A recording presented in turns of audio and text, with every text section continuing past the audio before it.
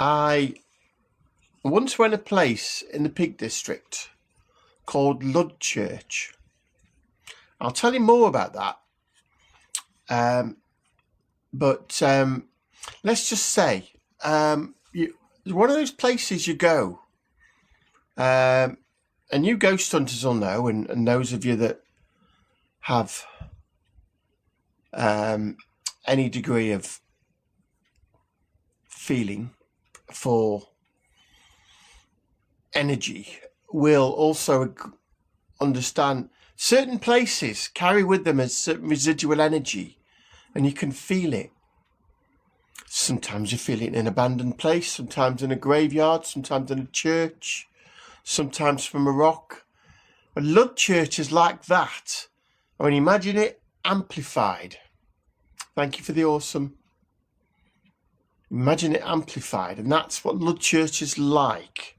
And as I explain, you'll understand why. So I have a little bit of sort of poetical sort of description before we hit the main meditation. But I'll just wait for Rach because I don't want her to miss any.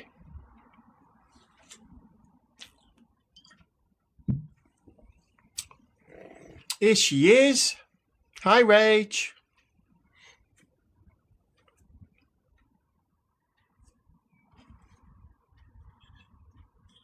Hey, you're okay. It's no problem. So, what I was just saying, Rach, is that I want to went to a place in the Peak District called Ludchurch, and I'll tell you a little bit about that.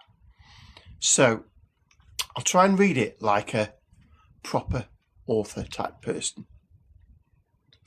In Derbyshire's whispered heart, a fissure of stone yawns, Ludchurch, carved by a post-glacial landslip over thousands of years in the grit stone of the Roaches. Moss-draped walls rise 18 metres, veiled in green ferns and dripping with ancient primeval hush.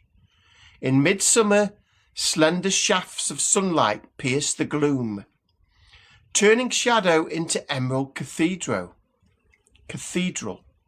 In the early 1400s, Lollards, heretics of reform, gathered in secret, their whispered prayers swallowed by the cool cleft. Walter de Lud Orc, among those, sees there. Its name echoes his capture, Lud, forever entwined with descent and hidden faith. A wooden Lady Lud, figurehead of a ship, once watched from a high niche, ghost of Alice, lit in mid-Victorian fantasy. Pagan circles, too, may have danced here, making seasons, sun and stone, singing of older rites, where offerings still linger in hidden crevices. Many scholars now whisper that this chasm is the Green Chapel of the medieval Sir Gawain and the Green Knight. Arthurian legend etched in stone, folklore spins deeper. Robin Hood's band might have sought refuge here, or even pre-Christian spirits dwelling in the brooding cave beyond the chasm's southern mouth. Today, each step into its mist-laden depths is a descent through living memory, geology, rebellion, legend, and sacred silence converging in this timeless green temple. I hope that gives you some idea of the gravitas of this amazing place. It is an amazing space to go to, and it feels so hushed, reverent, and so full of bloody energy. Joe, Lisa, Kat, your heads would burst in that place. You'd feel it like a living thing in the rock, and it's amazing to behold, and I must go back. I really must. So I wanted to introduce that. I'll give you some facts after, rather than the usual poem. But so imagine that setting, rumoured Gawain and the Green Knight there, and plotters. So imagine all that's gone on in this mysterious place.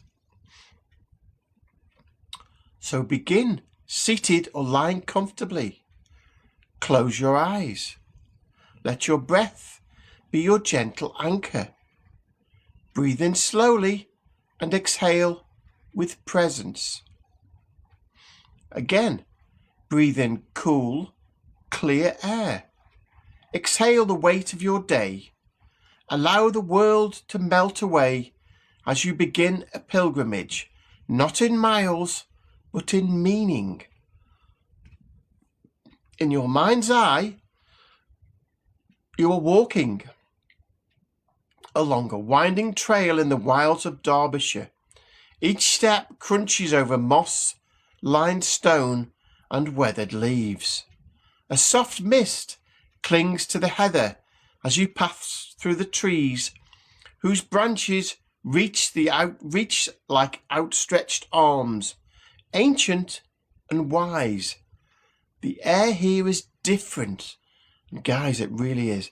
It carries memory, earthy, sacred, old, and then you see it. Ludchurch, a deep, narrow chasm, cloaked in green and mystery.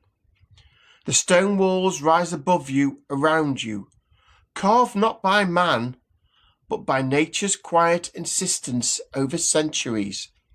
Ferns drip with dew. Moss cushions the rocks like velvet. Shafts of sunlight pierce the gloom, illuminating specks of dust that dance like spirits. You step into the chasm and time slows. Pause here. Place a hand over your heart, either physically or in spirit. Feel the hush of this ancient sanctuary. Let your breath mimic the rhythm of the land, deep, slow, reverent. Inhale, feeling your lungs expand with clean, sacred air. Exhale and feel your energy sink deeper into the earth beneath your feet. Let Ludchurch become more than a place. Let it become a temple within you. And as you walk deeper into the gorge, listen to the silence. It's not empty, but full. Full of questions, full of answers. The stones remember storms.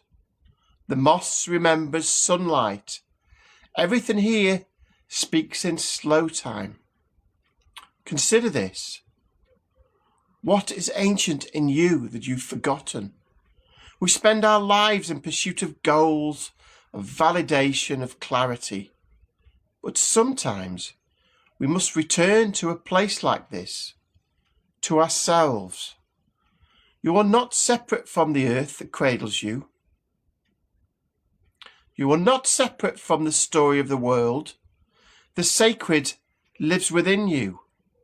Let this idea rest gently in your mind as you walk. Deeper reflection, a mirror within the gorge. You come upon a still pool of water tucked into the stone. Look into it, not just with your eyes, but with your soul. Let it reflect the truest parts of you, those often hidden beneath the surface of daily life. Ask gently, what am I holding on to that no longer serves me? What is ready to fall away like old leaves in the forest? What in me is ready to grow, to rise, to bloom? Pause here. Let yourself feel. Let yourself listen. Let the stones.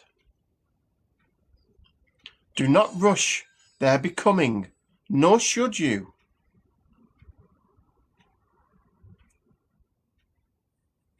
Manifestation exercise, planting the seed. Breathe deeply. Now imagine that in your hands you hold a small glowing seed.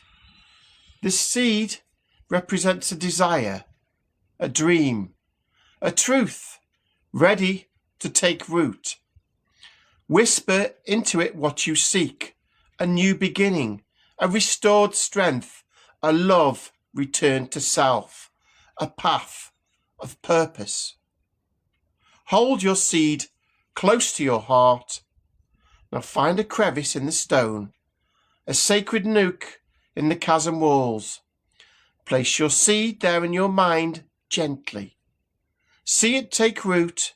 Feel the universe begin to respond. Not hastily, but surely. Not loudly, but with deep certainty. You have spoken, and the sacred has heard you. Self-care, honouring your body and spirit. Sit now on a smooth stone ledge. Let your body rest, as if the earth is holding you. Place your palms open in your lap, ready to receive, ready to release. Bring attention to your body, to your feet, grounded and strong, to your spine, holding your dignity and grace. To your hands, so often busy, now resting. To your face, softening with every breath. Say inwardly, I deserve rest. I deserve peace. I deserve to return to myself. Let Ludchurch remind you, you are enough, even in stillness, especially in stillness. You rise now slowly with renewed strength as you walk back towards the entrance of the gorge. Sunlight breaks through fully. The mist is lifting. Each step you take carries the imprint of the sacred, of intention, of presence. You are not the same person who entered this place. A seed has been planted. A voice has been heard. A truth has been remembered. Carry this sacredness with you into the world, not just as memory, but as a way of being. And now for some affirmations. 5 affirmations for you. I carry ancient wisdom within me, and I walk in with purpose. My dreams are sacred seeds, and they grow with every breath I take. Stillness reveals my strength, and rest renews my soul. The earth supports me. I am never alone in my beginning. I am aligned with the sacred rhythms of nature and self. Gently return to your present space. Wiggle your fingers. Open your eyes when you're ready. Ludchurch is behind you and always, always within you. So, a little bit about Ludchurch, guys. Hope you enjoyed that. A little bit about Ludchurch, often referred to as Ludchurch. I've always called it Ludchurch, but it's known as Ludchurch officially. Though it's technically a chasm rather than a building, it's a fascinating natural feature located in the Peak District, near the Staffordshire-Derbyshire border. And here's some facts for you. It's a natural formation, a deep moss-covered chasm formed by a massive landslip of millstone grit bedrock, likely after the last glacial period. And believe me when I tell you, when you step into there, you really feel an other energy, such a strong energy. If you ever get the chance, go there and just be still, and you'll feel it wash over you. And it's one of the most spiritual things you can do.